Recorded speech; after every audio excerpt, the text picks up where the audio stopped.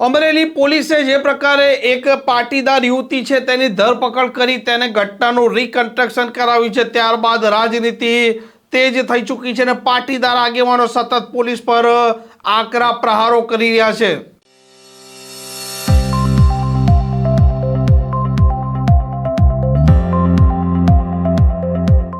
નમસ્કાર, આપ જોઈ રહ્યા છો હોટલાઇન ન્યૂઝ। અમરેલી જિલ્લાના જે ધારાસભ્ય છે કૌશિક વેકરિયા, જે વિધાનસભામાં નાયક દંડક છે, તેમના વિરુદ્ધમાં એક પત્રિકા કાંડ થયો હતો અને તેમના પર ગંભીર આરોપ લાગ્યા હતા। આ મામલે પોલીસ ફરિયાદ દાખલ થાય છે અને પોલીસ આરોપીઓની ધરપકડ કરે છે। તેમાં એક યુવતી હોય છે અને આ યુવતીની રાત્રિના સમયે ધરપકડ થાય છે। નીતિ નિયમોનું પાલન નથી થયું અને તે યુવતી નિર્દોષ હોવા છતાં તેનું રિકન્સ્ટ્રક્શન કરવામાં આવ્યું છે। આ મામલે હવે રાજનીતિ તેજ થઈ ચૂકી છે અને પાટીદાર આગેવાન છે તેમનું નિવેદન પણ સામે આવ્યું છે। અમરેલીની અંદર એક નિર્દોષ પાટીદાર દીકરી ઉપર ખોટી રીતે ગુનો દાખલ કરી, બંધારણના કોઈ જોગવાઈ નથી તો રાતે 12 વાગે ધરપકડ કરી અને આખા અમરેલીની અંદર સરઘસ કાઢવામાં આવ્યું છે।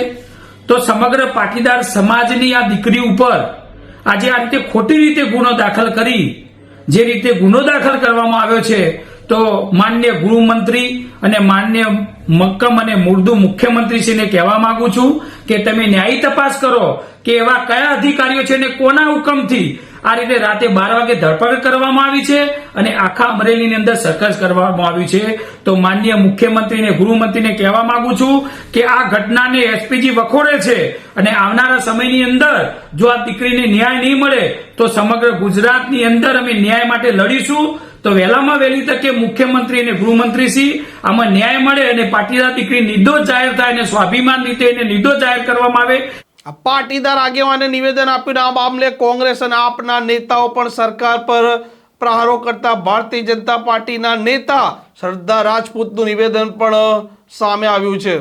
અમરેલીની ઘટના જે ઘટી છે એમાં પોલીસ પોતાની કાર્યવાહી કરી રહી છે, ત્યારે પોલીસ જ્યારે આ ઘટનાનું રિકન્સ્ટ્રક્શન કરે છે તો એ કોર્ટના આદેશ મુજબ કરતી હોય છે। કોંગ્રેસની મેલી મુરાદ એ છે કે આ ઘટનાની અંદર ગુજરાતની દીકરીના વિશે અભદ્ર ટિપ્પણી કરીને સરઘસ કાઢ્યું જેવી એ વાતો ફેલાવી રહી છે। એટલા માટે હું કોંગ્રેસને ચેતવી રહી છું કે રાજનીતિ કરવી હોય તો તમે રાજનીતિક મુદ્દા પર કરો, અમારી ગુજરાતની દીકરીની અસ્મિતા ઉપર રાજનીતિ ના કરો।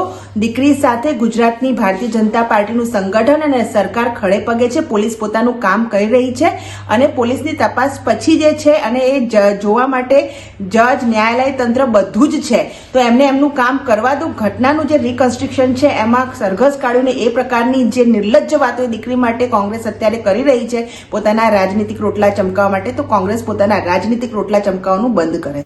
આમ અમરેલીનો જે મામલો છે તે દિવસે ને દિવસે તૂલ પકડી રહ્યો છે અને પોલીસ છે તેમણે ભાજપના ઇશારે કામ કરી રહ્યું છે, આવા આરોપ આમ આદમી પાર્ટી અને કોંગ્રેસ લગાવી રહી છે, જ્યારે ભારતીય જનતા પાર્ટીના નેતા છે તે સામા પક્ષે પ્રહાર કરી રહ્યા છે। પ્રકારના સમાચાર માટે હોટલાઇન ન્યૂઝ ચેનલને જોવાનું અને સબસ્ક્રાઇબ કરવાનું ભૂલતા નહીં। આવા પ્રકારના વિડીયો તમને જોવા ગમતા હોય તો હોટલાઇન ન્યૂઝ ચેનલને લાઇક, શેર અને સબસ્ક્રાઇબ કરો।